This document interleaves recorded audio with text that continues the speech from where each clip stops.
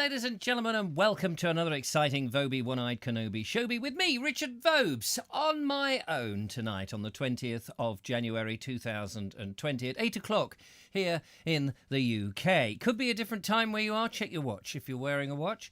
If you're not wearing a watch, check your phone. If you're not wearing a phone, check the clock in the kitchen. If you're not near the clock in the kitchen, check Big Ben. If you're not near Big Ben, then have a look. Check the sky. The sky. Look where the stars are. Yes, and you might see my face shining down. No, you won't see my face shining down. That's just a hopeful little man here in Worthing. Anyway, how are you? It's just me tonight. I'm afraid the lovely Julia is just sitting back and enjoying the show. But you never know. She may be back on Friday. We hope so. Because this show isn't the same without the lovely Julia. Do you know I had a mirage of the lovely Julia popping round and coming in and doing the show with me. And I thought, gosh, that was like the old days, wasn't it? That was like the old days when people could come round to each other's houses and not worry about things of catching a cold or the flu or some sort of virus. We just got on with life, didn't we, in those old days? But me, apparently, I'm subversive. Well, that's what Andrew Norris reckons. That's why I keep, every now and again, I get signed out of bloody Google. What's going on? Why do I get signed out of Google? Do you ever get that? There you are, answering an email. Those of you who are silly enough to have a Gmail account. I wish I never had a Gmail account now, because obviously that somebody at Gmail headquarters is reading everything I write. Somebody somewhere is watching everything I put out on video. Maybe it's you. Maybe you're the person. I put these videos out innocently, and I notice that not only do people watch them, they watch them. Yeah, my private videos, they put them out, they watch them, they share them with people, they make comments on them, some of them quite nice comments, actually. It's very nice. So it's a bit peculiar. Anyway, never mind all that. I am signed back in, and hopefully, fingers crossed, it will continue to go on. And I notice, I couldn't help noticing that there are actually people out there in the land of, and it's very nice to see you. Thank you so much for coming by in the Vobosphere. So let's see who's actually out there and say a few hellos to you. So now I can do this in many different ways, but I'm going to do this in the very simple way that I can think. Out there at the moment, we have, in alphabetical order, ladies and gentlemen, Alan Sandell, Andrew Norris 1 and 2. Goodness gracious. Audrey Forbes Hamilton, Charles Nagel. We have Clive Waterfall, Elaine Whitlock, English Andy. We have Ernie Samet. Hello to you. We have Ford Nutt, Glyn Horton, Ian Dance, Judith B, Lovely Julia. We have Kerry Baldwin, Linda Kane, Mark Burgess, Michael White, Mike Stevens, Nigel Saunders. We have Paul Cockrell. A couple of other people just sneaked in earlier. G Ramps is also in there. Elaine Whitlock is also in there. Jeffrey Harrison is nice to see you, just sneaked in. Paul Cockrell, I may have said that. Ramiboo, Rick Gordon, not Nick Gordon, I apologise, I'm ever so sorry about that. Robert Brailsford, lovely to see you there, sir. Ron Langley, Roy Kemp. We have Station Master's Choice, Stephen Agger and Vince Quill. Linda Kane also, and Lance Frog in a Box has just gone in there. And if I missed you as I was giving out the roll call, it's purely because the names were just dancing about as I called them. And so there we are. But it's lovely to see you. Thank you very much for coming by and joining me on this wet evening here in Worthing. I don't know what it's like where you are. Apparently, what is the name of this so-called gale that's coming through? It's funny. I wonder if we ever get a gale called Gale. Here, Gale. Christo, is it Christos? Cruz Christopheris? Something like that. Anyway, begins with a C. So what will be the next one? Will the next one be with D? Will it be Storm Derek? I can't think of any name. What names do you have? Dennis. Storm Dennis. Is it men or is it women? What are we? Or do they alternate? Female and then male and female and male? I never know. Crew cut. Storm Crew Cut, is that what it is? Hope you're well as you can be, says Ed Loud, who's also joined. John B. Dang has got here. You are forgiven, but don't let it happen again, says Rick. Yes, I appreciate that. Sorry about that. Storm Windy would be a good name. Deirdre, maybe. Yeah, Deirdre. We get gale warnings, says, well, we all get gale warnings, don't we? But it depends if Gale's coming over or not. Look out, here comes Gale. What have you done with my donuts? What have you done with my donuts? I've not done anything with your donuts, thank you. I want more donuts. All right, Gale, calm down. Jeffrey Twos has arrived, or yeah, Jeffy. It is Jeffy. Sorry, Jeffy. Glad to see you. Looking forward to the show. Lovely to see you. Thank you for popping by. 104 people already coming in, which is amazing, I have to say. Storm Gale. That would be good, wouldn't it? I wonder if we'll ever have a Gale Storm. That would, one called... And it would get very confusing, wouldn't it? Anyway, I must have a slurp of this. Nootka Sea Glass is here. Hello to you. Lovely to see you. I haven't had my powders tonight. I might have to go and have my powders. When I get the first video going, I might rush out and get the powders. Do you remember the lovely Nootka... Nookie, as she's known to her friends, her intimate friends, Nootka Seaglass sent me some powders, and I've been taking these powders, and by golly, I can tell you, the muscles have been rippling all over. My hair hasn't grown as promised, and my hearing, has got a lot better. My false eye has not got any clearer, and what else? I had a nosebleed. Other than that, the powders are working wonders. Double Diamond worked wonders. Double Diamond worked wonders. So have 1 2 day. For those of you who remember the old days and the old adverts, eh? Nice to see you, says John B. It's lovely to see you. Now, we've got a whole load of videos in here, let me tell you. I don't know if the Suitor has arrived yet, but we have a video from Josephine Suitor.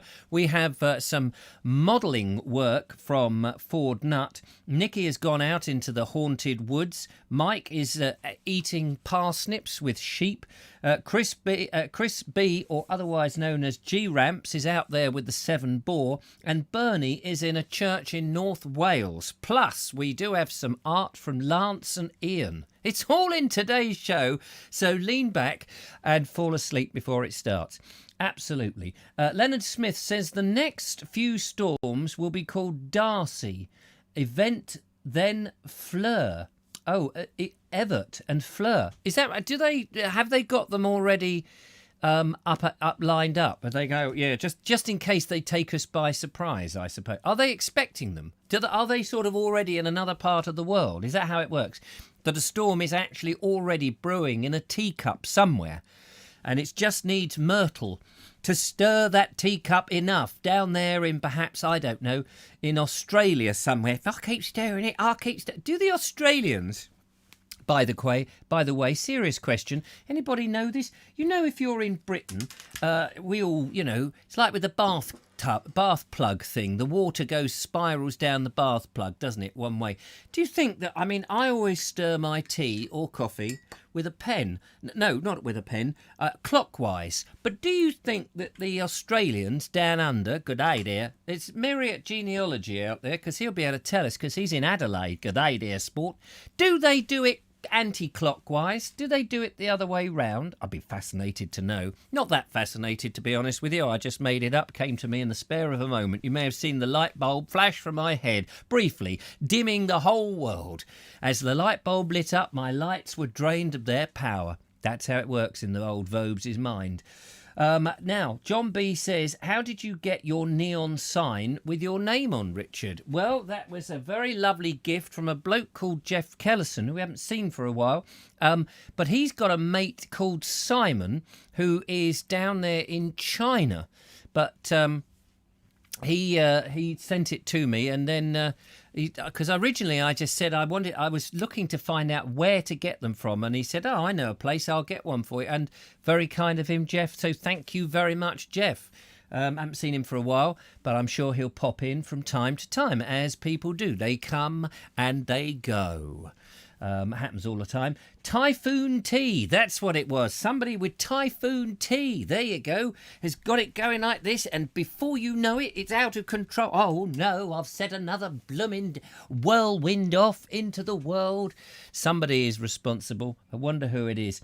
And June Sorensen, hello June, nice to see you. June, do you remember Terry and June? Happy Ever After, the first version of it, till they had a scriptwriter's problem, and then they had to change it to Terry and June with Terry Scott and June Whitfield. June!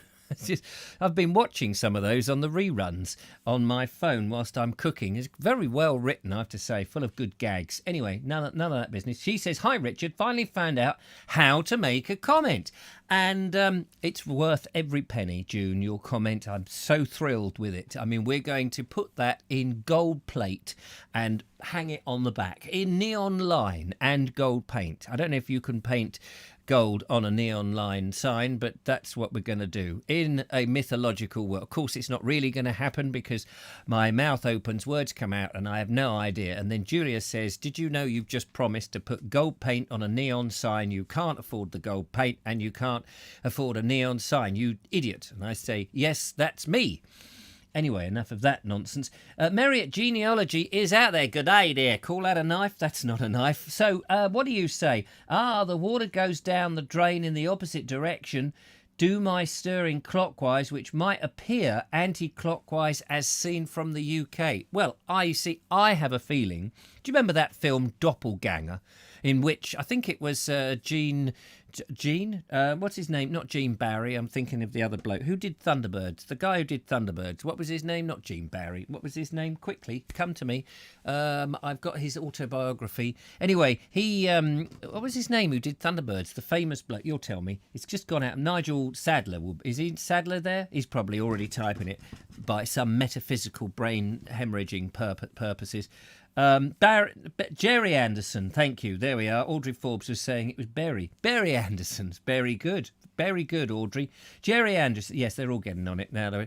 Anyway, what was I saying? He did this book. He did this film Doppelganger, didn't he? And some type of feature film it was.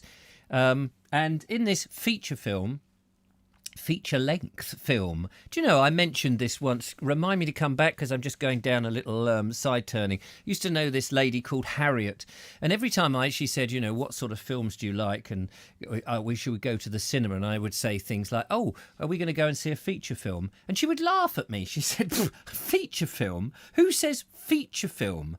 And I said, well, it's a feature-length film. That's what they're called, feature film. And she just thought that was very ridiculous. Anyway, Doppelbanger, that's the X-rated version. I wouldn't recommend that. It wasn't very entertaining or indeed enlightening, although it did upset the neighbours, which is why they've moved out on both sides, because I had the volume up too loud. Anyway, never mind that film. Doppelganger is the other one I was talking about that Jerry Anderson actually made without puppets. And I can't remember where I was going with this, except that Doppelganger had a mirrored life, wasn't it? It was everything but in a mirror world. And that's where I think actually down there in Adelaide, good day there, sport, call that a knife. That's what I think is going on there with Mary at Genealogy. By golly, we got to that one all right, didn't we? John B says, film that has features in it. Oh, is it a film that has features in it? Featuring people, I presume. At Robin Jones. Hello, Robin Jones. Have you just joined us? Robin Jones, I'm new. Glad to join from Haywards Heath. Lovely to see. I assume that's Haywards Heath. Lovely to have you in, Robin Jones. You're very, very welcome. You're in a good bunch of people. Very safe here. We're all very friendly, and nobody will bite your head off and swallow it in one go. They might nibble your ears a little bit and, suck your nose from time to time. But other than that, you're in good company. Everybody else is, they're all tame, very tame, which is what we like. Brainwash Krish says, feature film was when you had another film first. Oh, is that what it was? Oh, back in the day when you had a B movie. You'd have the main feature. Oh, I see. Is that where they got it? A feature film.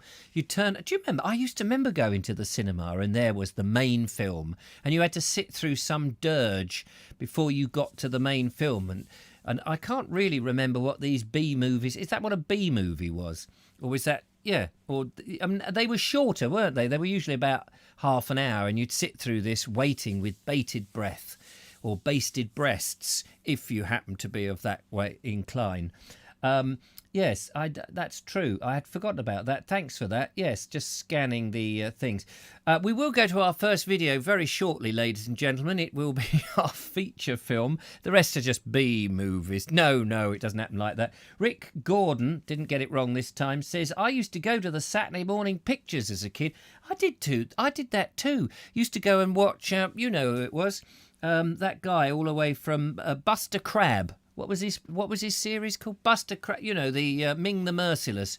Forgotten the name of the blooming thing now. Flash Gordon. There we are, the original Flash Gordon in the never-ending episodes. I remember going there when I was a kid. Kids don't do that these days, do they? What a shame. Got the kids out from under the parents at the weekend. They got them out all at school time. Then in the morning they could whiz them to the old ABC cinema or the Ritz or something like that. And then at least for a good couple of hours, the parents could sit back and go, whew, no kids, bedroom's free. Shall we go and, you know what? What, re-wallpaper it? Oh, yeah, good idea. There was always that option. Audrey Forbes says there were also an advert for the Indian restaurant round the corner between the two films. Always, wasn't it? And you'd get ba ba ba ba ba ba ba ba ba ba ba ba ba ba ba ba ba bum, and then you get into the adverts, and then there you'd just, you know, there would be all these, why not get a lovely ice cream from the ice cream seller? And you'd have this middle-aged woman with sort of blonde hair, a little bit sort of portly, with a whole load of fab and cornets and things going, hey, like that. And then you'd have some exotic, you'd have Leonard Rossiter, wouldn't you, and Joan Collins doing their sort of thing and tipping drinks all over themselves like that. And then suddenly you'll just get this static. This static where the Indian restaurant was advertising locally but had no money really to invest on a very nice. It would just be this static image, this still image with, you know, the so-and-so tandoori. Oi, you'd come to our tandoori. And it would be fantastic. And that's not me doing misappropriation, thank you. That was just looking back in the day, just before YouTube just shut me down. You never. Oh, they've closed me down, look. That's it. We're in the ducks. Anybody got a match? Oh, there we are. Phew, that was lucky. We've been put back on again. Just for a moment there, I was panicking. Oh, yeah, the Kiora adverts. I don't remember the Kiora adverts. Ian Dance says it was 5p to go in. Was it? Oh, what? Saturday morning pictures. They were trained to walk backwards. What the usherettes, the ice cream sellers were trained to, I guess they were, weren't they? As people came in, they slowly went up the ramp back until they disappeared by the doors, and the littlest one at the back of the queue managed to get his little do you remember the wafers where the ice cream came in the wafers and you had to unwrap that paper, and by the time you've got your warm snotty hands all over it, the ice cream's melted, you open it up and it's not so much a nice slab that looked and resembled a chunk of butter, but it was actually this sort of blob that was slowly melting and sinking down your armpit. Robin Jones says, I can remember when a pop act like the Beatles or Jimi Hendrix was on before the film, do you mean? Madness, or the group Madness. What? Yes. Do you? Golly.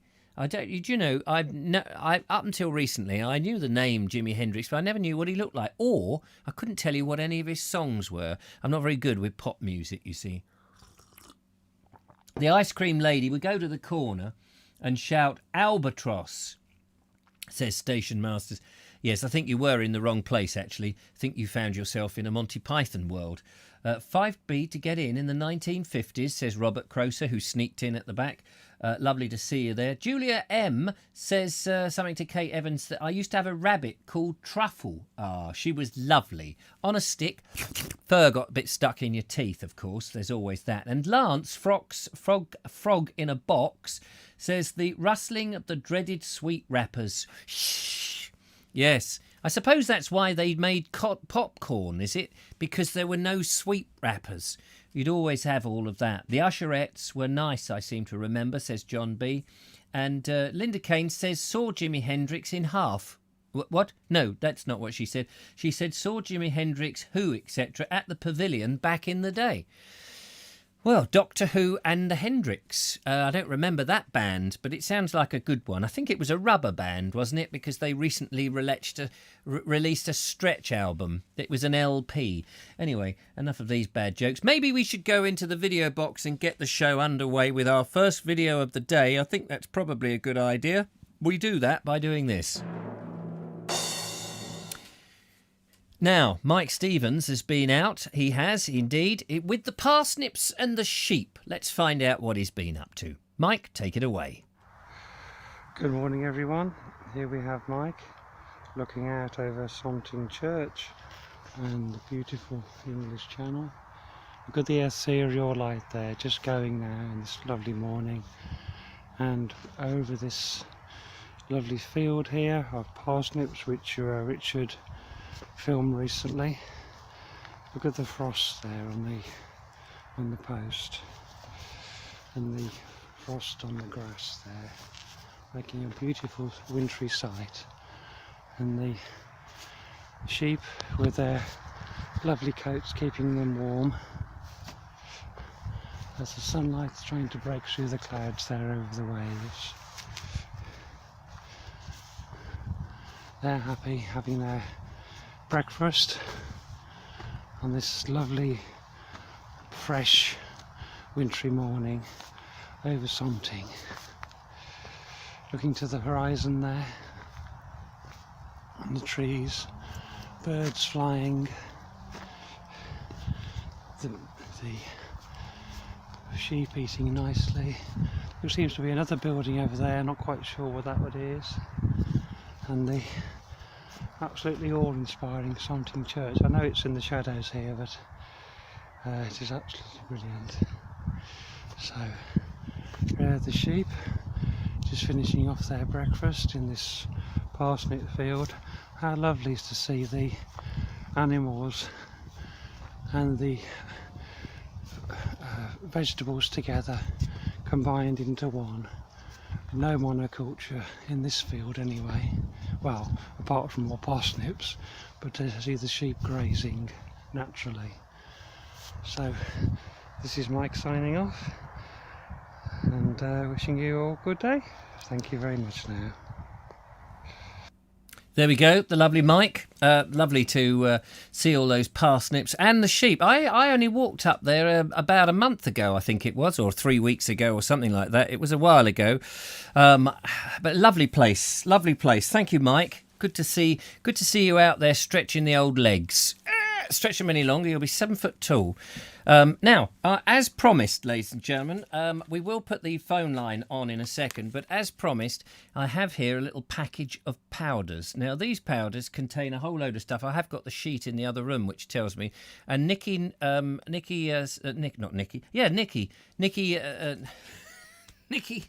Nootgar, Nootgar. That sounded like nugget then. Nootgar. Have you had nougat? Oh yes, I like a nice load of nougat. Not talking about nougat, so shut your mouth. We're talking about Nootgar sea glass. Yes, Nikki sent me this powder. She says this is all supposed to be very good for you. So in it, I get this little plastic pipe, which is rather nice. I like this. I've been puffing this. Puff all day. Oops, I've now just got a load of powders everywhere. And in a glass here, ladies and gentlemen, I take one scoop. That's a bit of a big scoop, that one. And I shove it in there like that. And by a bit of magic stuff, I whisk it all round like this. And I believe this contains a little bit of arsenic and cyanide, so I've been told. It's from the Extremely Lazy Murderer Society. It says on the pot here, it says, take this arsenic, add to a glass of water and drink. Thanks very much for saving us the effort of coming out and doing it to you. So that's nice, isn't it? That was a Burkus Way joke for anybody who remembers the Burkus Way, the Extremely Lazy Vampire Slayers it was. Anyway, this... it's supposed to be put into juice, apparently. Not apple juice, orange juice. I don't know really what difference that makes. But I have to keep stirring it to just break up all the powders, because you don't want to swallow a powder. But, you know, it looks quite nice, doesn't it? It doesn't taste very nice, but it looks very nice. I think that's what the sunflower, the sun-coloured juice, this orange juice, thank you, the orange juice, I think that's what that's supposed to sort of disguise the taste. But I always want to know what it is I'm drinking. So, yeah, I'm going to give it a whirl. So this is, it has a sort of earthy smell, like powdered earth, and this is how I take it. And as I say, it's supposed to be very health-giving, containing all sorts of good stuff. I can't remember what's in it off the top of my head, and as I said, I've got a piece of paper. But Nootka Seaglass, she remembers. Well, at least I hope she does. It's supposed to make me younger. It's an elixir of youth. Let's see what it tastes like. Hang on, there's a great lump of something floating in there. Oh no, that's a dead fly. You don't want to get a dead fly in there. Oh, by golly, isn't that tasty? No, not really. 0793 4746790 is the telephone number. If you wish to make a contribution to the show, you'd be very welcome. A vocal one would be good. Let's have another slurp. Oh, there we go. Can it make a tooth grow back, says Robert Croser. I don't know. I think it's supposed to be a magic stuff.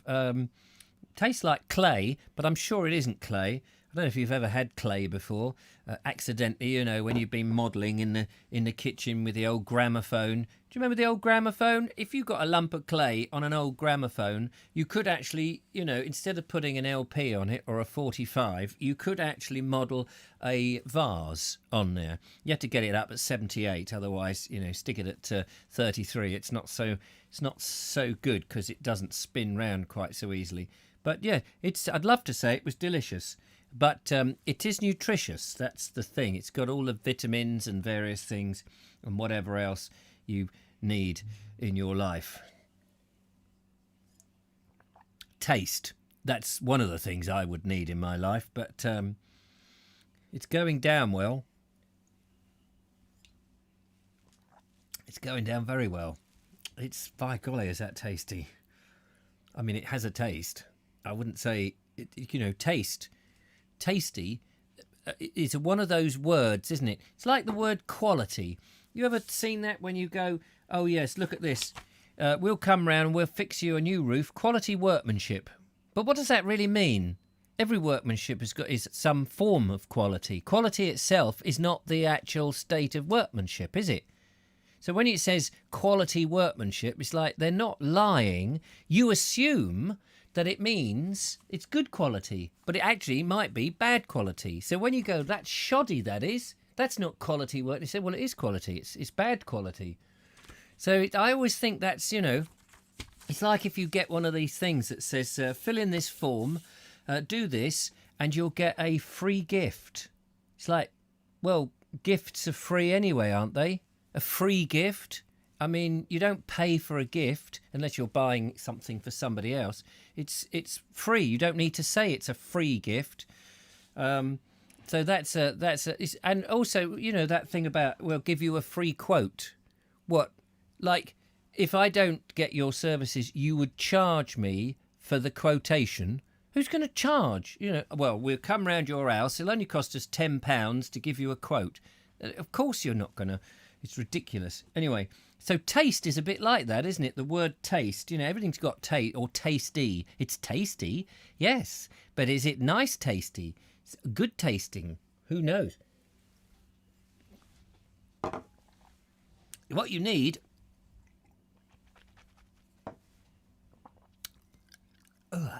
It's all gritty round the old teeth. That's the thing. It doesn't actually dissolve. I'm taking it because Nootka said it's very good for me. And that reminds me, actually, there's a bloke coming round who says he'll help me look after all my money for me. Isn't that nice? He says he'll put it in a box and he promises he won't spend it. I just, you know, anybody, I'll get a lot of spam. Apparently, there's a lot of Russian women that quite fancy me as well. And I've only got to send them some money. Isn't that nice? Let's find out who's ringing in on the old Vobie one-eyed Kenobi phony. Hello, welcome to the Vobe Show. What ho, what ho. What ho? Andrew Norris, as I breathe and live. Indeed, indeed. And you're still standing after enjoying Nutka's concoction. Yes, I think it's brick dust, to be honest with you. It did look that colour, and it It's that colour, yes. did taste a bit the same. I think, one of her walls is sort of a bit sandy, and she just shoves it in boxes and flogs it ever so cheap. But all the things which don't taste quite so good are meant to be good for you. Yes, that's what they reckon, isn't it? I'm not quite sure myself. That's what the doctors say, anyway. Yes. How are you over there in good. Croatia? Yeah, good. We don't have storms here. We've had some snow, but it's a bit cold. But it's warming up. Oh, But, good. no storms. No storms. Well, you don't want any storms, do you, really, to be honest? I mean, you've had earthquakes, for goodness sake. Well, we have. Yeah, we're still getting aftershocks. We had one night before last. Blimey. Mild one. Still getting aftershocks. Do you ever get Oh, yeah. Do you ever get eruptions? Is there volcanoes in Croatia? I haven't discovered one yet, but out in the woods, in the wilderness, there's always a possibility there might be one lurking somewhere. Well, that would be quite jolly, wouldn't it? Well, I mean, Not if you're a living dormant within the vicinity of it. one. Oh well, yeah, a dormant one would be interesting. Yeah, but there's a lot of this. Croatia is a country with only 4.5 million people, and there's a lot of land or woodland, which looks like no one's ever explored it. So you never know. It could be some hidden volcanoes buried away there somewhere. That is amazing, actually, when you say that. Yeah. There's 4 million people. That's less than there are in London. It's half of what is in London. Yeah, I mean, Yeah. exactly. And what is the overall space? How I knew big? you were going to ask me Yeah. that. Yeah, I don't Bigger really than know. Wales, isn't it? Probably yes, but it's kind of stretched out. So it could be the size of Wales, but it's in a different shape. Yeah. Well, Because we I have all didn't. that I didn't fantastic imagine for a coastline. minute it was the same shape as Wales, Yeah. with the same I mean, hills. land mass or Oh, square yeah, mileage or whatever. Yeah. Yeah. No. Excellent. Oh well, that's interesting. Yeah. Was that why you were ringing? Just to tell me how big, how many earthquakes and how big? Well, I Cro- was just checking you were still Still alive. standing. So tell me, are you somebody who takes, I mean, there you are in Croatia with your lovely little village and your plot Yeah. of land, the Yeah. idyllic lifestyle. So presumably you don't need to take any supplements and all these other things because you're getting it from the food that you grow yourself. Well, probably yes. Everything that we grow is organically grown, and I'm doing a lot of physical work, so there's the exercise. But no, it's delightful. I'm really looking forward to spring. Oh yeah, no, I don't think. I think we all are. Not least, because they're going to lift the restrictions. So they say. Well, we hope so. Yeah, I mean, I'm really looking forward to coming over to England as soon as I can, really, without all the obstacles put in my way. Yeah. So what's it like? Is it? It's all still locked down in Croatia. Are people falling foul of the virus? You've got still cases and numbers and all of that. Well, if you look at the chart which lists the worst case countries, we're actually better than everyone. Yes, So because we're I pretty imagine good, you're all yeah. spaced out, aren't you? Anyway. Pretty much, yeah. I mean, there's no sense of panic here. I mean, No. unfortunately, all the cafes and restaurants are closed, but the shops are open, the shopping malls are open. Are So, they? in Yeah. that sense, life goes on normal, and everyone's wearing masks, of course. Yes, that's the depressing thing, isn't it? I mean, It is to see that. Yeah, I even did- people I caught walking a- out on the street. I caught a bit of. I didn't mean to, but I caught a bit of Joe Biden's inauguration on one of the things. Why waste your time? Well, exactly. I mean, I was flicking through something else, and I just caught. Sometimes these videos just play, don't they? A little moment Yeah. of it, and they were going up the steps, and you saw everybody, and all these officials Yeah. were wearing these black masks, and I thought, oh, that's. Well, it's a day of mourning, isn't it? Really, in America. Well, there you go. that's very I'm true. betraying my allegiances at the moment. Oh, yes. It does seem strange. But that's the thing, I just think it's so sad when you look round and you see people in the street. And who was it? There's a country, is it Germany? I read this, and I don't know how true this is. Who They're are going to put people in detention centres who refuse to wear masks, I believe. and the other thing was they've all got to have I can't say the word. Respirators. Respirators, that's it. Thank you Yeah. very much. You got me out of a hole there. Apparently, they're going to make people wear masks with respirators. You just think it gets madder and madder. I know, police state. It's It's awful, yeah. It yeah. is, and people are just sucking it up. And I know. Well, people feel powerless, yeah. There's a culture of fear which is being spread, so people are not, they're following the rules. Yes, I did hear I mean, some. I rarely go out, but, of course, when I do go into a shop, I wear a mask, but I Yes, kind of resent it. I So know. I really don't really go out except to walk Zorro and then to go to the village. Morrison's, where I shop, Yeah. unfortunately, now have a guard on there, right on the door. You can't get in unless and now I've been going in without a mask. Yeah. But I can't be bothered to argue with them and this, that, and the other, and say, oh, look, I'm Yeah. exempt. I've got this chest problem. I just, it's like, I'll shove it on. And then halfway through the shop, it starts to sag because I can't see. I've only got one eye, and this steams up your glasses. steams up my glasses. And then, you're constantly taking the thing off, cleaning your glasses. Hands are all over the place. It's a pointless thing. And you're walking blindly into all those displays of beans stacked up. Exactly. Tumble over, and then you see the little old ladies. They slip over, they crack their head, they're off to hospital. There's another one. Yeah. And I'm increasing the numbers in the hospitals just by blindly walking into tins of beans and tripping people over. And it's a comical sight, but I'm sure it is. Yeah, you should keep your GoPro with you to record it. Yeah, I should. It would be that would up the ratings on the channel. Yeah. But there we are. But anyway, so I hear you've got some pictures for the gallery. Yes, I have got some. Well, I suppose I could show them whilst you're online, whilst you're listening. Because if you've got the feed, I mean, there'll be a bit of a delay, but we could just do that now, and then that would be rather good.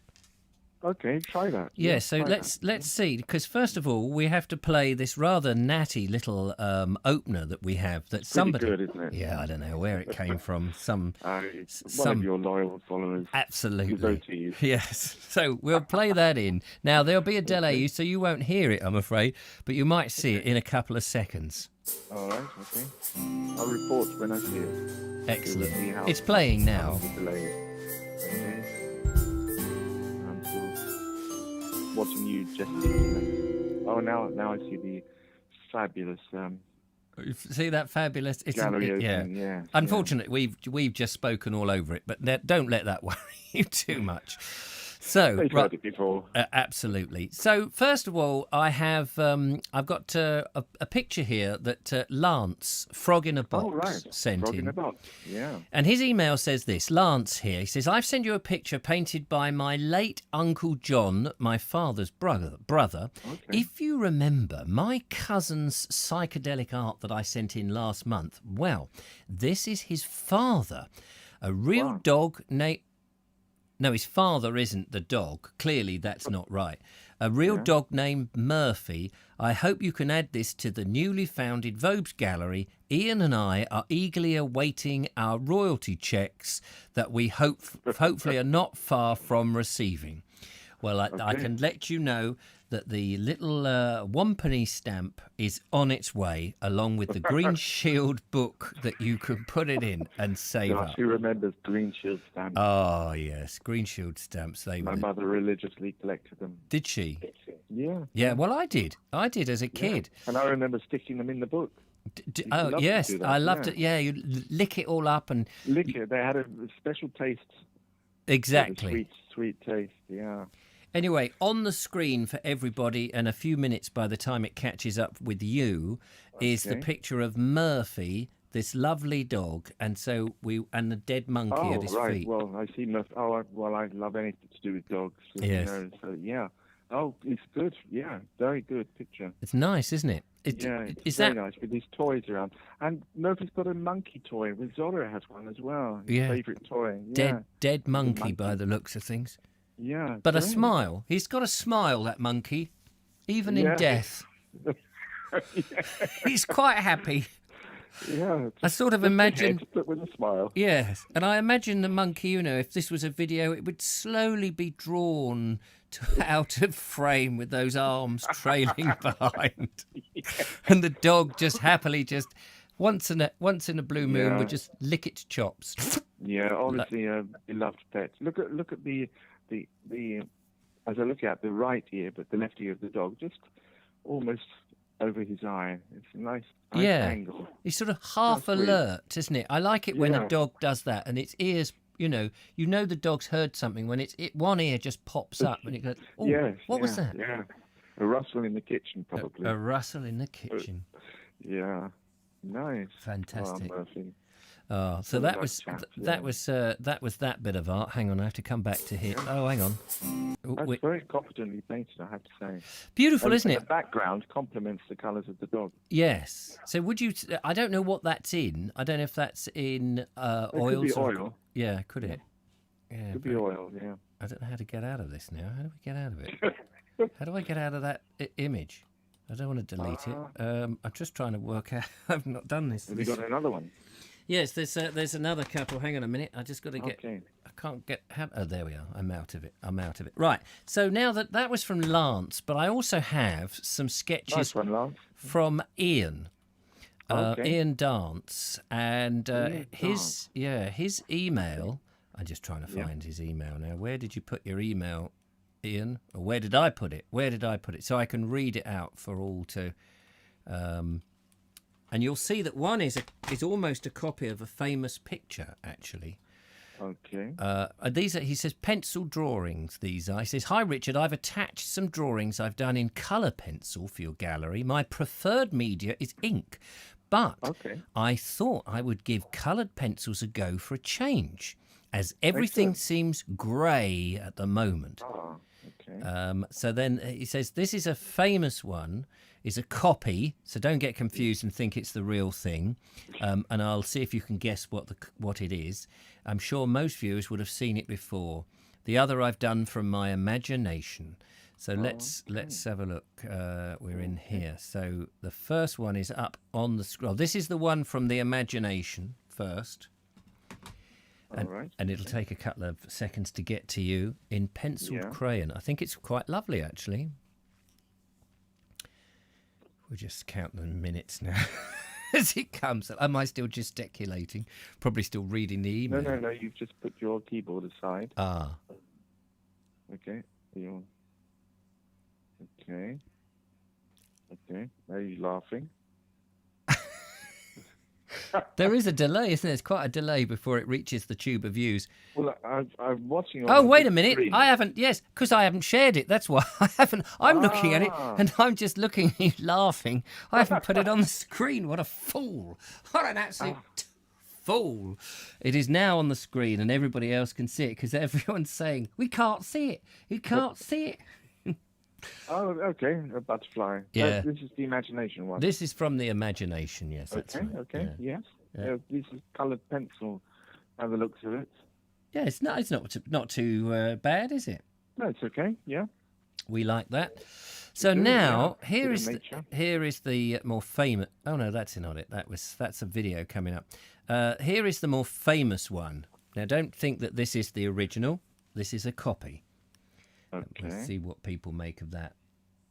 That's it. Okay. Oh, it's Edward Munch. Yeah. The Scream. The Scream. That's right. Yeah. This was stolen from a museum in Oslo. Oh, so Ian's got the stolen. This is the original. Yeah. Yeah. My goodness.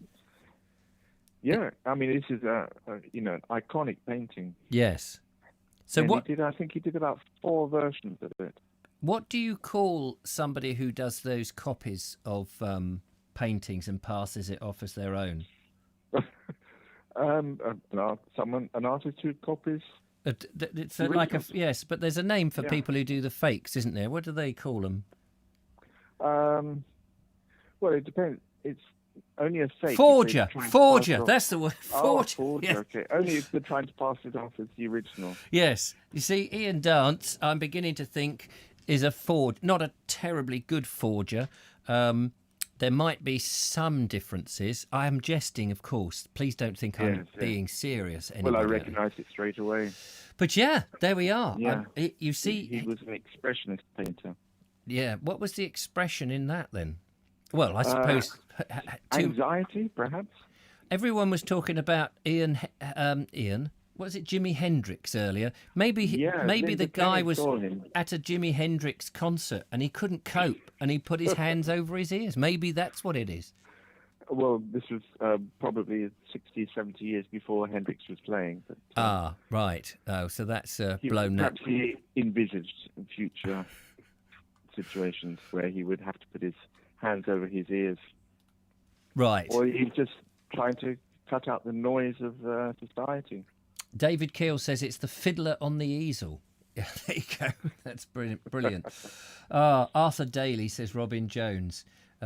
John B. Conman. Ian, you've got a lot to answer for. Ian, send some more pictures in. But yeah, actually, copying the master's work is a very good discipline. Yes, yeah, it is. I've watched some video when I was trying to do the art myself. I was copying. No, I wasn't. I was watching videos of a guy going through, and he was dissecting what the what the art masters had done, and talking about where the light came from and how they, they did it. And because he was drawing it himself, and he was brilliant, and he was, sort of deconstructing it. And I thought, I wonder if the masters, when they did that, ever thought that people would deconstruct their art that way. Possibly, because it was even in Renaissance time or later, it was kind of common practice for you to, because there were workshops where you had the master who was painting, and, and the minions would perhaps do part of the painting, and they would make copies, some of them. It's a discipline to learn the technique. Yeah, there we go. Yeah, John B is so inspired, he's going to get his easel out. He says, how hard can it possibly be? Well, it's not important, really, the result. What's important is that you're actually doing it. Yes. That you're painting, you're drawing, and trying to create something. Absolutely. Yeah. It is the journey, isn't it? Judgmental at all. So, don't feel shy about sending any of your work in to the gallery. No. We love to see it, and nobody says a nasty thing on this, or we boot them out. Yes. That's how it goes. Yeah. Judith has got her finger on the button. Judith and Julia, they're there ready to pounce with those blue wrenches. Yes. Yeah. Anyway. Okay, it's time for a video. Yeah, well done. Yes. It saved me booting you out. Thank you, Andrew. So lovely to hear you. Pleasure. Yeah, good to talk to you. And also, by the way, we haven't had a video from you recently. No, I thought I would pause a little bit, and some other people sending stuff. Well, it's the winter. I noticed your last video. You were saying, we've closed it all down for the winter, so that's that. We're not going in the garden and doing anything anymore. No, because I put up a video on my first channel, so I skipped a week from my village films. But I've got 2 films planned for the following 2 Saturdays, and these are where I walk around the village and I meet people, because you complained at one point that there was no people in the videos. So I bump into some of the villagers. And are they all wearing the masks? Next one, no. The next one is with Mika, who I did the brandy with, and I found him playing his harmonica. Oh. And the next one is where I visit a friend who has lambs, and I get to feed the lambs. Fantastic. Something to look forward to on a Saturday night when there's nothing on the box. If you're subscribed to my channel, then it pops up. You'll receive them. Yeah. All right, matey. All right, take care, Andrew. Lovely to talk to you. Yeah, you too, Richard. Okay. All the best. All right. Bye. Bye. Andrew Norris there, all the way from Croatia, talking about what pops up on his channel, if you're very lucky. And it's always nice to know that he's bumped into somebody who's playing with his instrument. Anyway, enough of that nonsense. Let's thank you very much, Andrew, for being our critic and looking at the pictures and saying just nice things. It encourages everybody to have a go, which is lovely. Deborah Martin is there, but she's just deleted a comment, which was a shame. I can't remember what it was. And Jeffrey Harrison says, bring back painting by numbers. I never knew it had gone away. And Ian McLaughlin says... which is the name I always get wrong, but he's a very nice bloke. By the way, Ian, thank you very much. Ian very kindly donated 30 quid to the cause, and he said, I want you to buy some wheel trims for your van. So we've been measuring them up. He sent me a measuring stick, and I went outside and I measured it up, and then we've ordered some wheel trims, which will be coming soon. I'm sure me fitting wheel trims to my van, there's a whole 15-minute video in that. Absolutely. So Ian says, put your glasses over your mask or use a little washing up liquid on your glasses to stop them steaming up. Oh, Ian, now I have no excuse to moan. That's no good. I've got to have a good moan when I get oh, bloody hell, I can't see anything. And if I don't do that, then I feel my purpose in life is not there. Maybe tempting fate, but blue wrenches rarely needed, says the lovely Judith. Excellent. I'm very pleased. Everyone's behaving themselves, which is great. Go faster wheel trims. Amazing, says John B. Blue wrenches always needed, says Brainwashed Chris. So that's really nice. Thank you for the comments. Keep them going. Robin Jones says, watch Spike Milligan do reverse painting. It's hilarious. I must have a look at that. And Michael White up the top there on my screen says they can tell a forgery by the paint they used. Oh, it's just disappeared. Hang on, I've got to scroll up. Modern paint is totally different. Absolutely.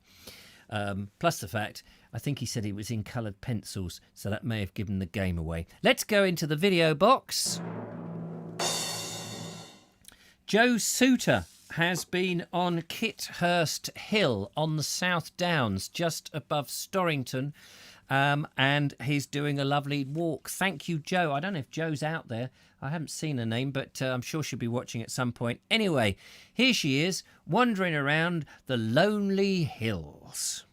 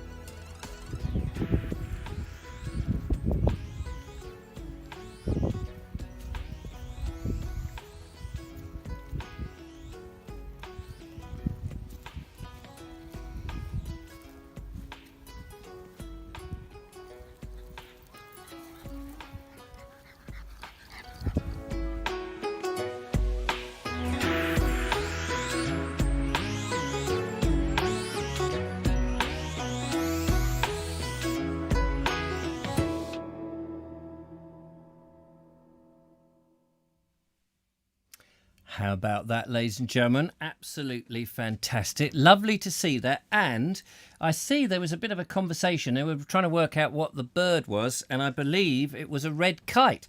Just so happens that Joe sent a picture of the red kite in. And here it is. We stuck it in this book just so it would hold up. There we are. That is a red kite flying over Kithurst Hill, apparently. It's amazing what you can see. out there on the hills of the Downs. How lovely is that? Brilliant stuff. Thank you so much. And of course, lovely to see little, I've forgotten what your dog's called again. Nellie, is it? Not Nellie. Welly? Belly? No, that's Bella. I'm getting confused. But anyway, lovely to see. Thank you so much. I love walking dogs on my brown... What? Benita Holland. Hello to you, Benita. She says, I walk dogs on Borrow My Doggy. Oh, do you? Is that where you can borrow somebody else's dog, but you don't have to... you don't actually have to feed them and look after them and all that. You can just go, oh, I'll take your dog out for a walk, borrow a dog. I'm just going to borrow this dog for 12 years. Is that okay? Yeah, no problem. 12 years. Yeah, bring it back. Just bring back a little bony old pile. Jimi Hendrix did a song called Red Kite, didn't he? I don't know. Did he? Dave over yonder says. And Ian McCoffin says, if washing up liquid doesn't stop your glasses steaming up, take the lenses out. Yes, always the best policy. There'll be more of that tripping up on that tower of baked bean tins. We'll get a few more OAPs into the hospital. And John B says Richard should be getting a dog. Is that a question on hand? Should Richard be getting a dog? People have said to me I should get a dog. You know, it gets you out, you walk the dog and all the rest of it, but not when I'm filming. It would be a nightmare. There you are, filming it. Rover! No, Rover, leave the sheep! And suddenly the farmer will be out.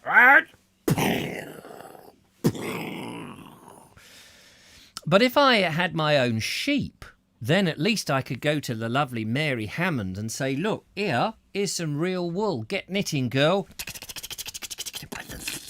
And I'll have a lovely jumper every day. Wouldn't that be lovely? It's a kite, says Nookie Seaglass. Get a cat, says Julia instead. Yes, you see, at least then you haven't got to take the cat with you and you wouldn't get happening. And how is the little Lola doing, says Ramiboo. That's a good question. When I last asked Harriet, she said she was recovering slowly. So that's all good. Excellent. And Benita says, borrow a dog 1 day a week for a long walk. How about that? Get a little chihuahua and go for a 7-mile walk. And I don't know what you'd end up back with on the end of the string.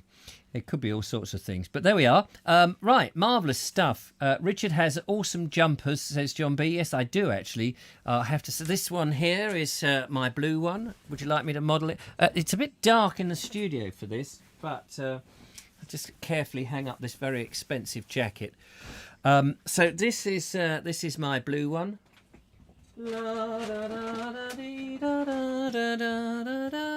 That's the theme from The Blue Lamp, isn't it? Dixon of Dot Green. Love Kithurst Hill, says Tracy Murphy. Hello to you, Tracy. Nice to see you. And the South Downs. Happy memories. I did go up to Kithurst Hill fairly recently when I was, well, nearly onto Kithurst Hill. But I did do the what you call them, where the dead people are from the Neolithic times, and they bury them under a great heap. The tumuli. But it's got a different name up there where they put the vases of the dead people in. Actually, thinking of that, my dear departed father, who ended up as ashes, I could have chucked him in one of those, couldn't I? He would have liked it there. And Robin Jones says, where do you get your jumpers? I get them from the lovely Mary Hammond, who is a avid viewer. She watches my nonsense and she knits away, only she can't knit while she's watching mine in case she chuckles too much and everything falls apart, which would be a shame. Now, we have quite a few bits and bobs to get through in tonight's show, so we're going to go straight into another video before we put the phone line on. And Ford Nutt, is young Ford Nutt out there? I hope so, because he's taken him a while to upload 2 videos, but I'm only going to play 1 video because this one seemed to be the best one. Ford Nutt, quick telling off, but not really, a mild telling off. If you do make videos, instead of filming them with your phone this way up, could you film them... Oh, well, I got messages. Could you film them that way, instead of that way? Because when you film it, there'll be a video about this coming up. When you film it that way, you have a very narrow field of view. But whereas if you turn the camera down that way, especially with narrow boats, models of narrow boats, you get the whole width. I've had to blow it up a bit and chop the top and bottom off so that we can see it a bit better. Oh, there he is. He's down there. Marvellous. But I really appreciate you sending in the video, and people will appreciate looking at. Now, this is some model work, excellent model work, I have to say, of a working canal boat from 1928. I don't think Ford has been making this since 1928, at least I hope not. I think it made it a little bit more recently, but it's a stunning piece of stuff. And so just forgive the fact that there's bits of the screen open to us all. So, yeah, enjoy. Hang on. Yeah, enjoy as much as you can.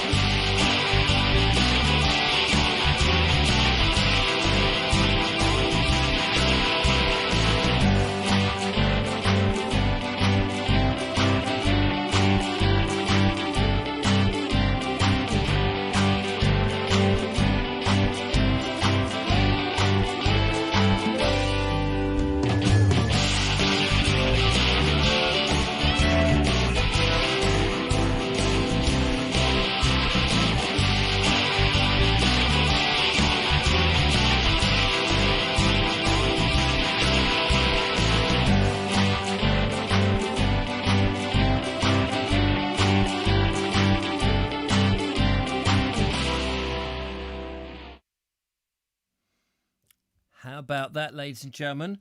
How about that? Isn't that amazing? They actually float. And what I love so much is the fact there's smoke coming out the chimney. What amazing, and what patience. There's so many fantastically talented people out there doing some wonderful things, and it's my privilege. It is an absolute honour to share what you do to everybody else, because I think we're all in awe. You see these things and our mouths just pull open, drop open even, and we just think that is incredible. Well, isn't that stunning? There you go. How about that? They need hamsters, says Benita Holland, remembering Hammy Hamster's adventures on the riverbank. Do you remember that? Ba ba bum ba da dum ba da dum bum bum ba dum bum bum bum da da da da dum ba da da dum da da da da da dum da da da da da dum da da dee da da dee hey da da dum da da dum da da dee dee dee dee dee dee dee dee dee dee dee dee. Oh, I used to love Hammy Hamster's adventures on the riverbank, but that's another story. Oh, that brought back memories. Thank you for Benita for that. I enjoyed. I haven't had a chance to sing the theme tune to that for such a long time. How about that? Clive Waterfall says, bet the heating works on those boats. Yeah, I bet they work better than the ones that we went on, Julia and I. And it's interesting because I only said to Julia the other day, I texted her and I said, you know what? It's beginning of the year. We've got to start thinking about going on our next narrowboat trip, 2021. And she said, oh, yeah, blimey. I said, well, I've got to start booking and hopefully probably towards the end of September, maybe not in October where we went before. I did that because it was cheap, although it wasn't actually cheap. But we had such a good trip on such a long boat. But we have agreed that we're not going to have such a long boat this time, no matter what happens. So we've got to think about that. But yeah, we are. Mark Burgess, hello to you. Great models, he says. Mother Nature, nice to see you there, says amazing. Julie M loved it. Ian Dance says you can get model submarines. And do they model submarines? Do they actually go under the water? That would be outrageous. Can I have an Essie wood burner on a houseboat? I don't see why you can't, if your houseboat will take the weight. Ricky D says they're brilliant. And nice one, Mr. Nutt, says Dave over yonder. How about that? There we go. And Linda Kane says they're brilliant. Julia says fantastic. Station Master's Choice says Tales of the Riverbank. Love that show. Ba-da-dum, ba-da-dum, ba-da-dum, bum, bum, da-dum, dum, dum, da-dee-dee-dee-dee-dee. Julia had a fine singing voice. I don't know how Richard could sing. I didn't know Richard could sing also. No, I can't really sing. Da-da-dum, da-da-dum. Oh, dear, they were the days. Good fun stuff. Anyway, so that's great. So we will just pause. How are we doing on the time? We're all right. We're okay. Well, let's open up the phone line if anybody wants to have a chat and a chinwag with the old Vobie One-Eyed Kenobi. 07934746790 is the number. By the way, if you're a patron of the show and you've made a little donation to keep the show going, you can sign up on the special sign-up page, and then you'll get this week's star in Conversation with podcast, and that's Chris B. G. Ramps and I have a lovely conversation.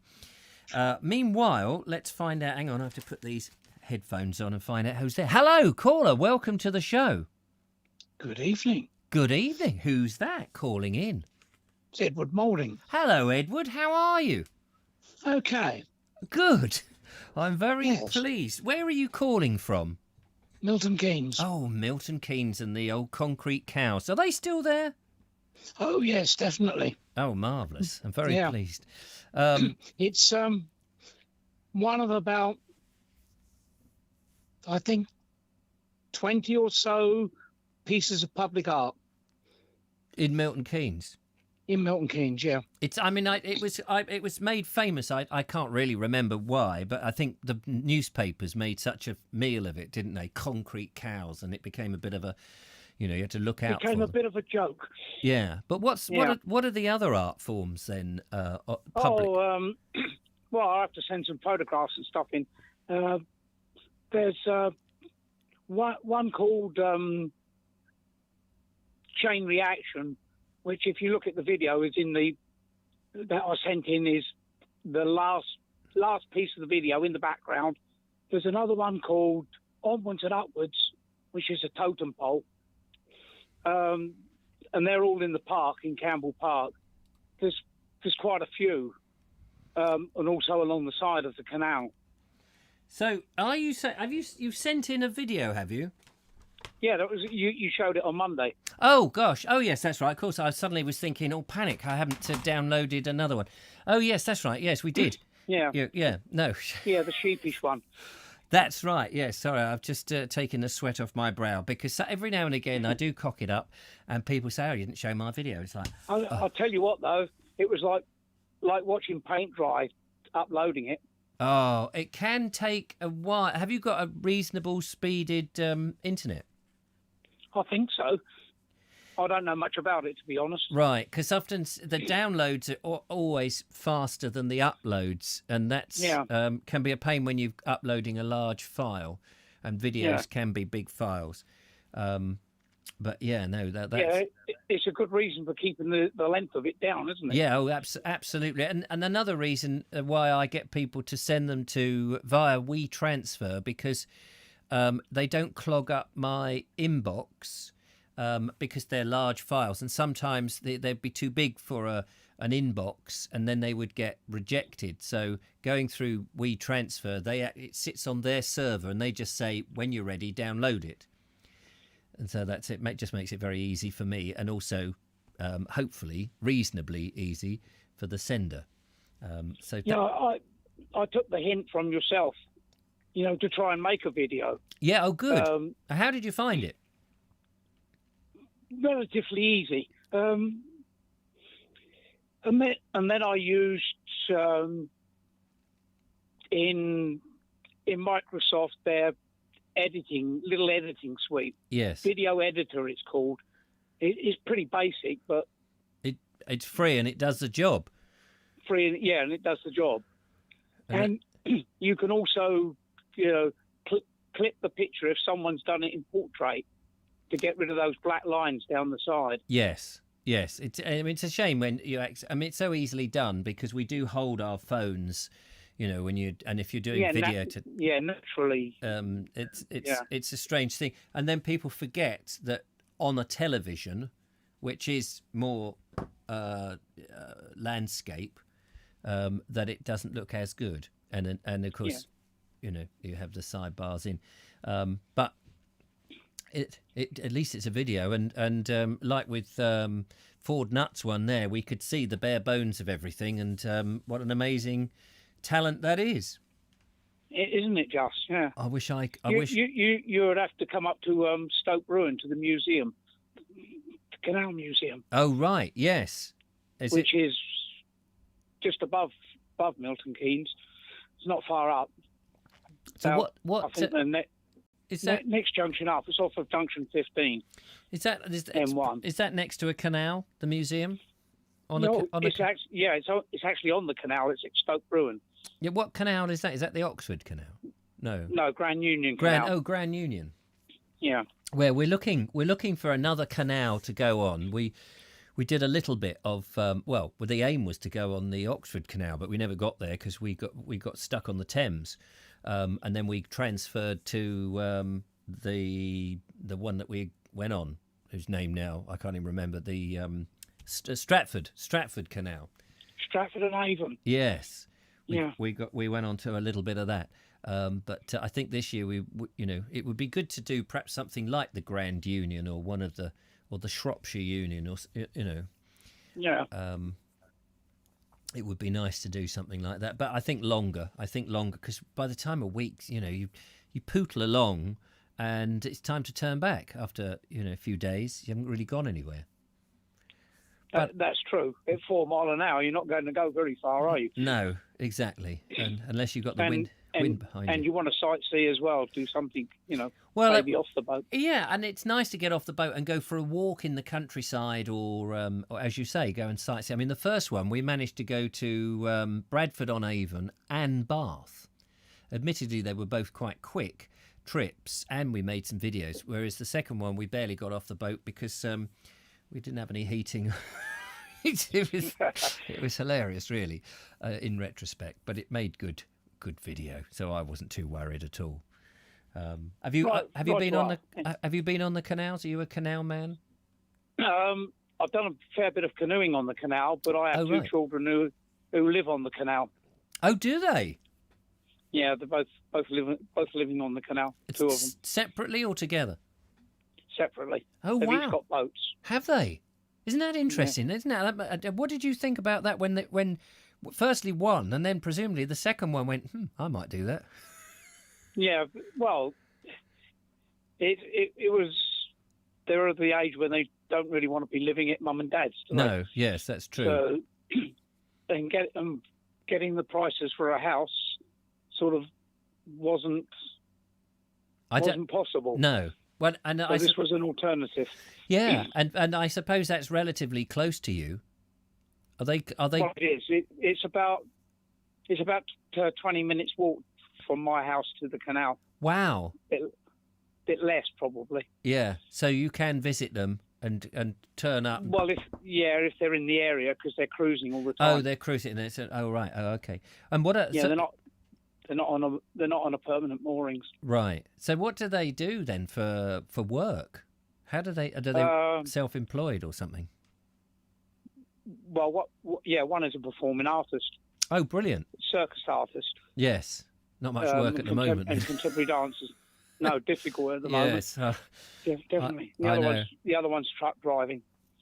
Oh, right. So what? So they must moor up and then go off doing their truck driving and then come back to the boat. Yeah, because and then every 2 weeks they'll move. Yes, yeah, that's right. Yeah, because we very much follow Fran and Rich, and much the same idea. Yeah, and so they have to keep moving, but it keeps the price down. Yeah, sure, because you're on a cruising license. Yes. Gosh, I mean that's something. It's something. I mean, I was thinking my son has just bought a place, and he'll be moving out soon, and I can't wait now. But that wouldn't be an option unless they were to travel a long way to get something like a canal boat. But how brilliant that is! It's nice to know there are other options other than having to spend all that money on what could be a piddly little place. Well, quite. And the fact that you can travel about, especially for the performing artist, you can just go up and down and go to festivals and venues and things. How brilliant. I think it's brilliant. Well, you must be very proud. Well, no, it's up to them, really. Well, that is true. What I was going to say was, nice to talk to you. One stage, maybe I can get back down to Worthing. Because I come from Worthing originally. Oh, do you? Yeah. What part of Worthing? South Farm Road. Oh, South Farm Road. Oh, wait a minute. Is it you that mentioned the cottages? No. Yeah. Yeah. Because I walked past them the other day in the mist, or not near them, but I was, and somebody, and it must have been you then, that said, "Oh yes, that the South Farm cottages, I remember those, and they're still standing or something." And I thought, I must. Yeah, the South Farm cottages, they're not far from the cemetery. Ah, right. I must look them up and then make sure I walk past them. On one of my cogitations, I must. When we can't go very far, I could thought, nip up there and just walk past them and then see if you notice. End of the shopping parade, opposite Loader Gardens. Oh, right, Loader Gardens. In South Farm Road? Yeah. Yeah, I know roughly, because there used to be further down there used to be the Beer Box, which was a small independent, this is going back about 15 years now or something, and they used to have... beer. You could go in there and you could turn up with a milk jug, one of these 2-litre milk bottles, and they'd give you some beer and you'd go home with it. It was really? Great. Oh, well, I don't remember that because I've gone 48 years now, something like that. Yeah. It was only there for a couple of years, unfortunately, but I got to know the parade because I used to do a podcast and we would review the beers, which was nice. But anyway. I don't drink beer now. Anyway, yes, sorry. Yes. You're eager to... I think it's time I signed off and you put on another video. Sorry. Absolutely. Lovely. Thank you so much for calling in, though, Edward. It's been brilliant to talk to you up there with the concrete cows. Yes. Brilliant. Lovely. I'll round up some of the other pieces of public art. Yeah, do. The thing is, I'm a bit nervous of ordinary cows, but I think the concrete ones would have a job chasing me. Yeah, they've also done some in glass fibre, a copy of them. Oh, have they? Which they send around. Ah, right. In case they put them on my doorstep, I better head off. But lovely to talk to you ever so much, Edward. Right you are. Take care. Look after yourself. Yeah, and you. Bye-bye. Bye for now. Bye. There we are. Edward Moulding ringing in from Milton Keynes with the concrete and fiberglass cows that I didn't know about, the fiberglass ones. Thanks, Edward, for ringing in. That was lovely. I do like to spend a bit of time, especially with those people who've rung in for the very first time, to try and make you feel welcome. Does anyone here know East Preston in Sussex, says Robin Jones. Made a couple of videos in East Preston, actually, on the Bald Explorer channel. With the garage, the 1920s, 30s garage, and a number of other places around there. Very nice. Check out the Sussex Border Walk at East Preston. Very nice. Benita Holland remembers it. Mike Stevens says Richard did... Oh, there you go. Did a recent video. Did you know that Worthing had a chain pier? It did. It's unfortunately, someone pulled the chain and it flushed itself into the sea. Which is a shame. But yes, anyway, thank you for that, Edward. Let's go into the video box one more time. And Bernie.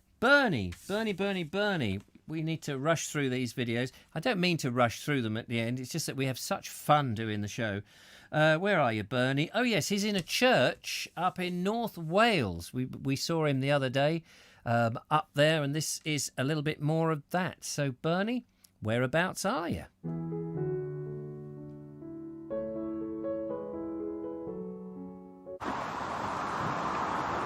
may have to add this story afterwards, but Peter, the driver, has been telling us about these war graves here.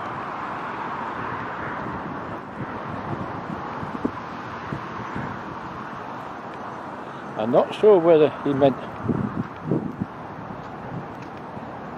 people commemorated by the war graves, or whether there were others, but apparently there were some people here during a flu pandemic.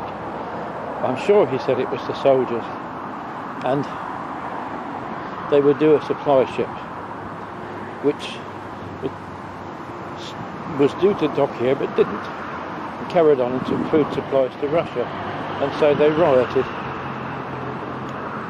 And that's what he means is this one in the middle.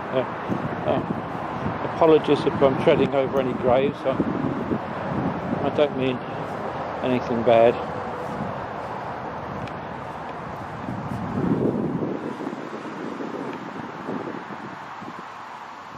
Memory of Canadian soldiers who died at King Mill Park camp during the first. I wonder if these were the people that rioted.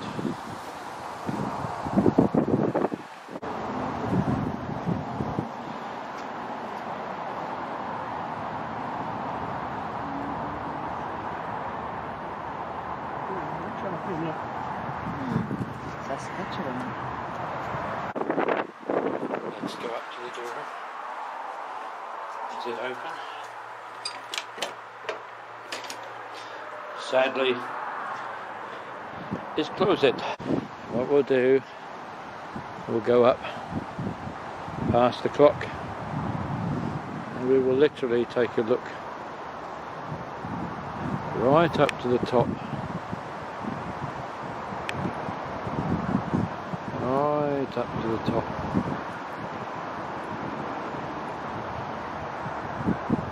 The tower.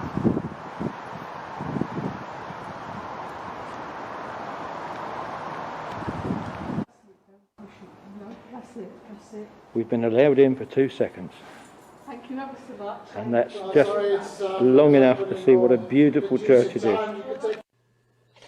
Well, thanks to the wonders of modern technology, I've managed to slow that last bit of video down while I tell you a bit more about this lovely church here, St Margaret's in Bodwell, North Wales, dating from 1856, when it was erected in memory of her husband by Lady Margaret Willoughby de Book. It was finally consecrated in 1860 and was built to a design by John Gibson. Inside you'll find 14 varieties of marble, including pillars of Belgian red, and one of the naves has marble from Ennismurn, Anglesey. You'll also find shafts of Languedoc marble here, mounted on Purbeck marble bases, and there are several other varieties of marble used in different things around the church. It's a beautiful church. It's a shame that it's rather grey looking now because it was originally in brilliant white, but even so, it still stands today as the beacon to the area that it was always meant to be. Oh, there we go. How about that? Thank you so much. That's very kind to send that in. And Bernie's been sort of editing down some of his longer format videos so that he can share them with us. And thank you very much, Bernie. Do check out his YouTube channel at Station Master's Choice, and you'll see the longer versions. I know Bernie's not very keen on he's not putting them here to advertise himself, but I'm more than happy to send anybody who's interested over to him. I think that we're all doing an amazing job, and it's lovely to see. I like churches myself, so it was lovely to see that. And also, whilst that was going on, because I'd looked at it previously before the show goes out, I was just looking at the comments, and John B, thank you very much for those lovely comments. I really appreciate that. He says Richard's channel has been a blessing, and he also said Richard's channel is far more reaching than he may realise, and that's fascinating. I mean, all I do is I whiz out with my camera and do a walk, and then I try and do this, and we do the reading show, and it's I'm just thrilled that people have found it interesting. I seem to have found what I love doing more than anything else. I used to make corporate videos. I used to juggle and unicycle. I wanted to get into television and things like that. There are some things that I would like to do, but I haven't necessarily got the time, money, or effort, or not so much energy. I've got the energy to do it, but it's finding how to do it, really, or the contacts to do things that I would love to do. I'd love to do a silent film, not a silent film, but a film that is full of visual gags, jokes, and physical comedy, I suppose.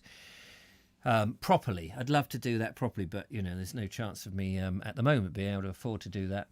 And Benita, very kind of you, thank you for your channels. And Ricky D's, Richard's channel is very inspiring. Wish I had discovered it sooner. This show is brilliant. It's too much. I can't always watch due to work, but it's still to catch up on the viewers' videos as well. And this is, I just think of this as a bit of a community spirit, actually. I may be there as the anchor, and when Julia is in, it's so much better, of course, but a glamour on the show instead of having to look at my ugly old face.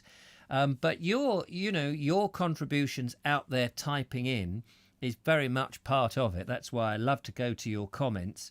And the videos that you send in and you go away, I was amazed. When we first suggested it, we thought no one's going to send videos in.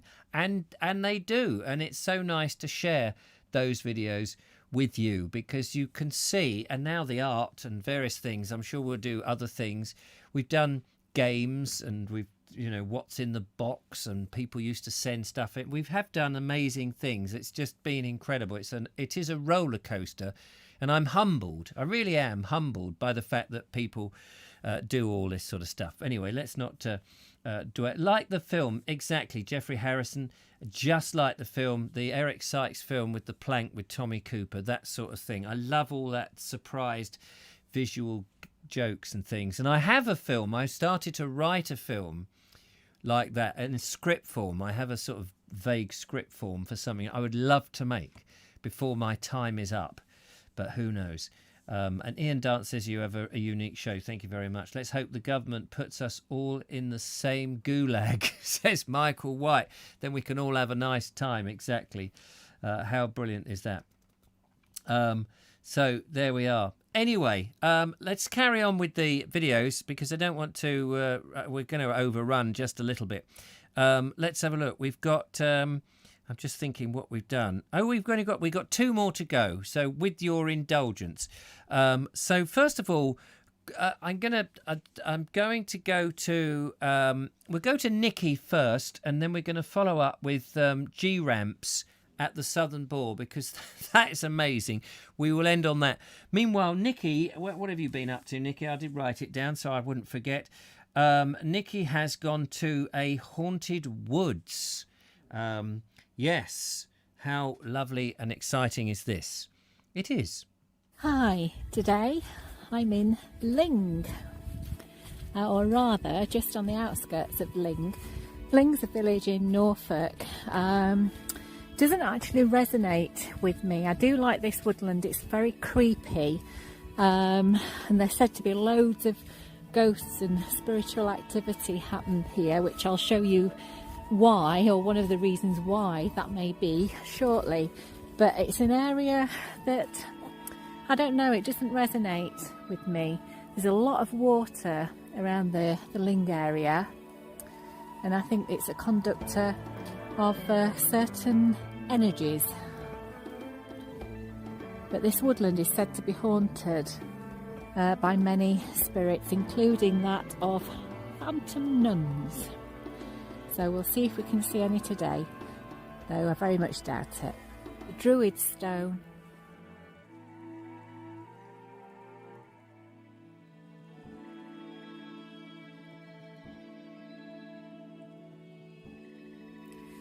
So what is the Druid Stone? How did it get here? What was its purpose? Well, nobody really knows for sure, but basically what it is a glacial erratic. legend has it that it was actually used for some druidic purposes and used as a sacrificial altar. So sacrifice to the old gods. But it's also said that if you prick it, it bleeds and there's red blood comes out of it. But never tried that, and I don't intend to give that a go. But it's just a wonderful thing because it's in, you know, a woodland, which is on the edge of a village, about half a mile away from the edge of the village of Ling. But I don't know whether you can hear, there's hardly any bird song, and yes, it is winter, but I've walked through much woodland over the Yule holiday period, and I've heard lots of birds in woodland, but I can just hear maybe a blackbird behind me. But it's yeah, it's quite an eerie woodland. So in this woodland, you'll always feel like you're being watched, but there's an awful lot of eyes on the trees. Thankfully, there's nowhere where I wouldn't walk on my own. And I've even spent the night in a crypt once for a dare. I was a lot younger. So I've said my prayer of peace to the Druid Stone and the energy, and I'm making my way back to the car now. And unfortunately, I didn't see any phantom nuns or any other spectre or spook, but there's always next time. The Holly King, which is now defeated to the Oak King as of the solstice. I just have to tell you, something really odd has happened. Since I left the Druid Stone, which is about a 4-minute walk, my battery has gone down on my phone by 32%. Never ever does that. I have a very good battery, a very good charge on the battery as well, but by 32% in about 6 minutes, it's gone down by, it's reduced by. So something very odd, not just the horse in the background. Well, there you are. That's a spooky old wood, all right. Fascinating stuff. But I have to say, I was mesmerised, really, by trying to work out the trees. So we had some beech in there. We had some cherry, and there was what looked like a birch tree.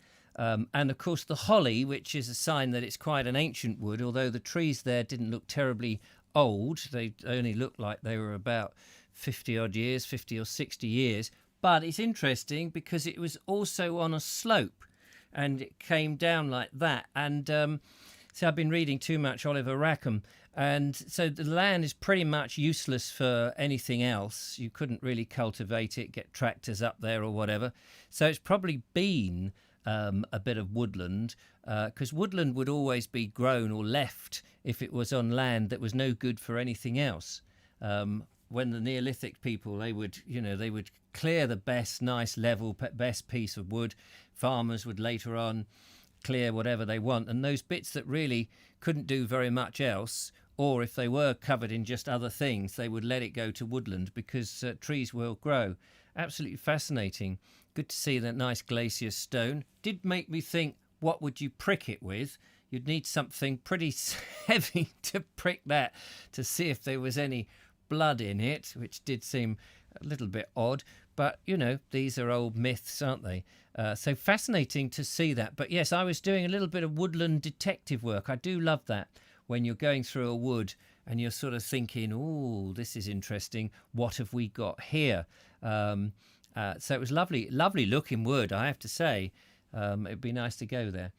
So well done, but weird about the battery drainage. Oh, that was definitely spooky. So there we go. That's in Ling. How interesting. Lots of nice comments there. Wouldn't a ley line charge her phone, says Paul Cockrell. Benita says chased by Mill Wall. Not quite sure where that is. Very atmospheric woodland. Radio charging the nuns from your phone. Yeah, could be the Woodland Detective. Yes, that's the next one. Be interesting to see if there was any boundaries in there, any sort of boundary banks or anything like that in that woodland as well. 32% is worrying. See if it ever happens again elsewhere. Anyway, so brilliant stuff. Thank you so much, Nikki. We can rely on you to get us all sort of all quizzy and what have you. And I can tell you now that look how clear that liquid has gone since I drank it last. No, this is a glass of water, isn't it? Oh, yeah.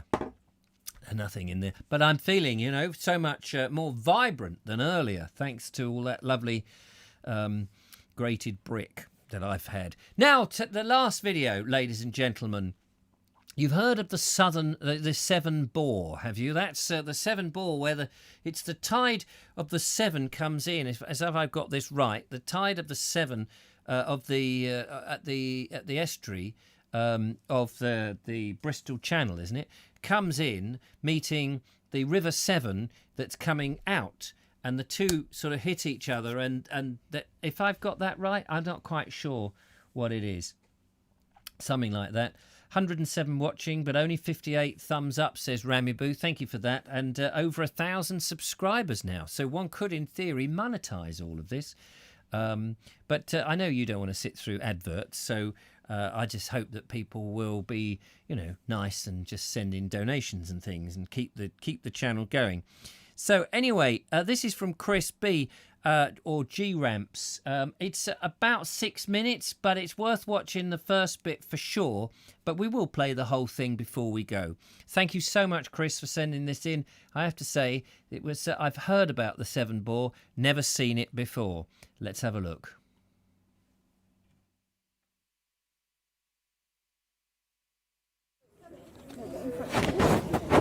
Come in. You can hear it.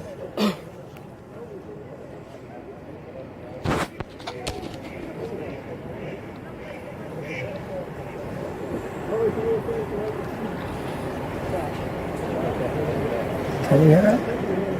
You hear that horn? Yeah, but I can't see. No, he can't yet, but...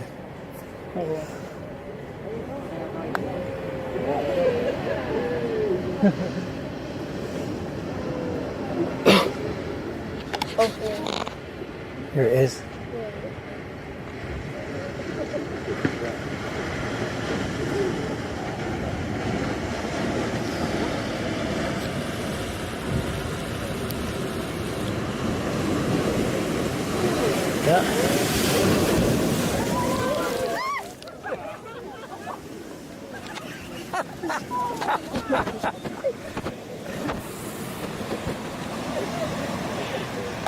Did you record it?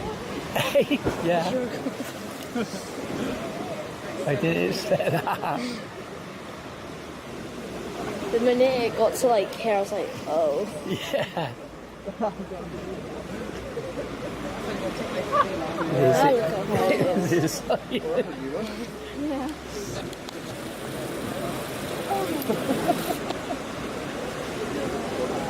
Look how much has come up now. Yeah.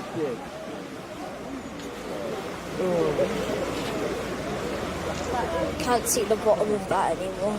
No. Look at that. And everything's going that way now.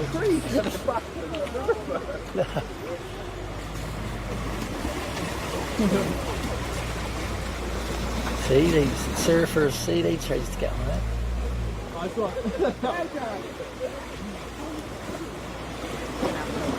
Somebody help me up my board?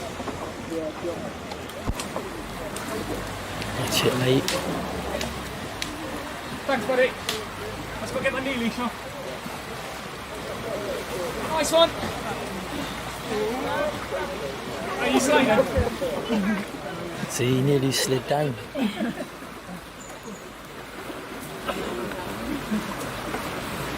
Thank you very much, mate. There's another one there. Oh, disappointing.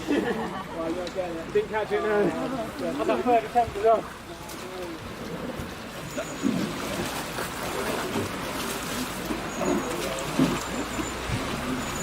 it there, you're involved then. You got your leash on?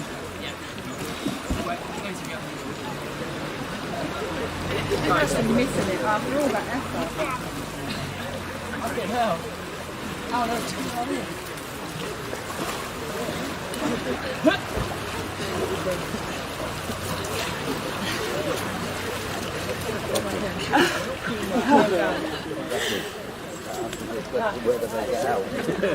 Slow it down, look. Kept sliding down. Can I hold on? Well, but actually, you'd have been back in. Look how high it is now. Look. Thank you. Look at that. Look how much more water there is. Wait in a minute, all the rubbish that comes I'll get some hand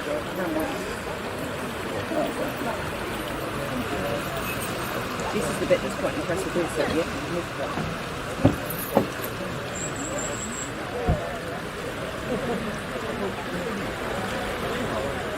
The water's so bloody.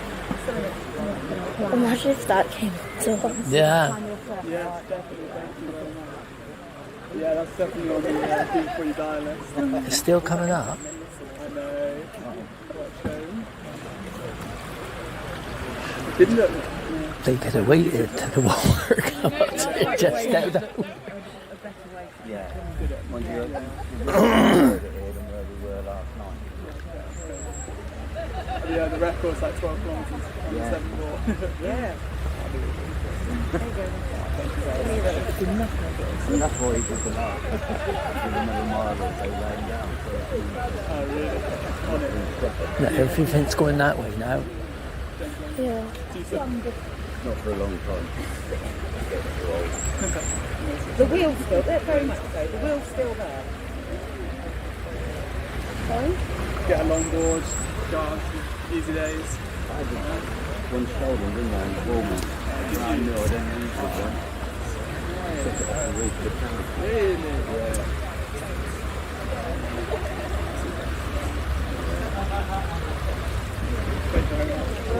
What now? What are we doing now? Okay, we go. We're just waiting a minute, see how much higher it comes. Yeah, it's got about 3 foot. Look, all the stuff is There's a washing. football from last night.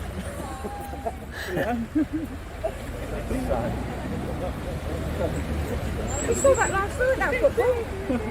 There's a bloke older. For the water last night.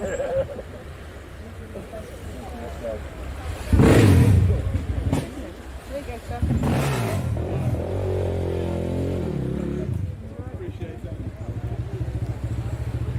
Right, I think we've seen it, don't you? Yeah.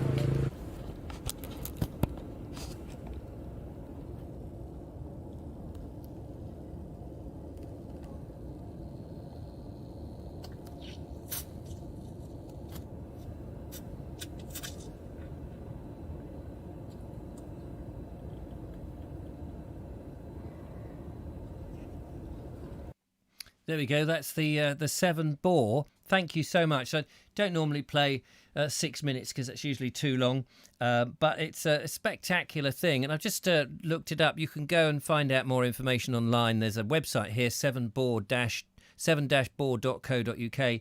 Seven Boar is one of Britain's truly spectacular natural phenomenon. It is a large surge wave that can be seen in the estuary of the River Severn, where the tidal range is the second highest in the world, being as much as 50 feet, apparently, which is 15.4 metres. The Seven Boar, one of 8 in the UK, is the biggest in the world, but boars also occur in the Seine, and some other place in France, a couple of other names that I can't even possibly pronounce, and so on and so forth. The shape of the Severn estuary is such that the water is funneled into an increasingly narrow channel as the tide rises. This forms a large wave. The river's course takes it past Avonmouth, where it is approximately 5 miles wide, then past Beechley and Aust, then Lindley and Shapeness, where it is approximately a mile wide, and soon the river is down to the width of a few hundred yards. By the time the river reaches Minsterworth, it is less than 100 yards across, maintaining this width all the way to Gloucester. As well as the width, the river decreases rapidly. Then does the depth of the river change rapidly by the shape of the... Therefore... and there's a link here that doesn't actually work. I was just trying to find the... Oh, here we go. Is this it? And you can see the timetables. There are timetables so you can check them out. And they seem to be 1, 2, 3, 4, 5, 6, 7, 8 times in a month. Something like that. Or in the month of March. In February, there's only 2. In January. So it varies. It does vary. It varies on the months. So June this year, there's only 2, 1 in July. Absolutely fascinating. So how about that? So there you go. September, there's 1, 2, 3, 6 in September, and they give you the dates and the times, and you can check them out. Which I suppose is why people had come there, because it's more spectacular. Obviously, doesn't. Nigel says twice a day. I don't think it is twice a day at all. But there we are. I bet they have a powerful barbell in there. I bet they do. And Richard has found his spiritual home with his YouTube channel. I have, indeed. Thank you very much, John. Anyway, thank you very much for everybody. Sorry we've overrun just a little bit. Didn't mean it to do that. I know your time is precious, as indeed is mine. But that's fascinating stuff. And, you know, it's one of those things that this community manages to bring in, that you all bring something and we share it and we find it amazing. So thank you, Chris, G-Ramps. I don't know if G-Ramps is out there. I haven't seen his name, but that doesn't mean to say he's not just sitting back watching on a large screen. But thank you very much for sending that in. He will be on my in conversation with for the patrons on Sunday. If you would like to have a conversation with me that we have over audio and just have a chin wag and be my patron's special guest, and we just have a chat on the phone. I ring you up, we talk for 40 minutes about this, that and the other. There's no format as such. Then do come forward. It'd be lovely to have a little a natter with you. If you're up for it, do email me, richard@vobes.com, and I'll make it happen if I can. That would be grand. Thank you very much, everybody, for all the contributions on the chat. Thank you for the videos and for the phone calls. Lovely to talk to you. I'm sorry, you know, sometimes we just don't have enough time to do everything we would love to do. But we will be back on Friday. Hopefully the lovely Julia will be free to make an appearance on Friday, and that would be superb. Have a bit of glamour on the show. But that's it from me. Take care, look after yourselves. There will be a video tomorrow. Tomorrow is a bit of a different video. It's a sort of helpful video if you're out there wanting to make some videos. It was a wet and miserable day, windy day. I couldn't do much. And I thought, I know, I'll do an instructional video. So hopefully you find that interesting. It's not going to be everybody's cup of tea. But as soon as this wind and rain passes, I will be back out as the Bald Explorer, exploring landscape, heritage and nature, and hopefully keeping you all entertained during the lockdown as best I can. Until the next time, thanks for watching. Look after yourself, stay safe, and keep smiling. Bye-bye for now. Bye-bye.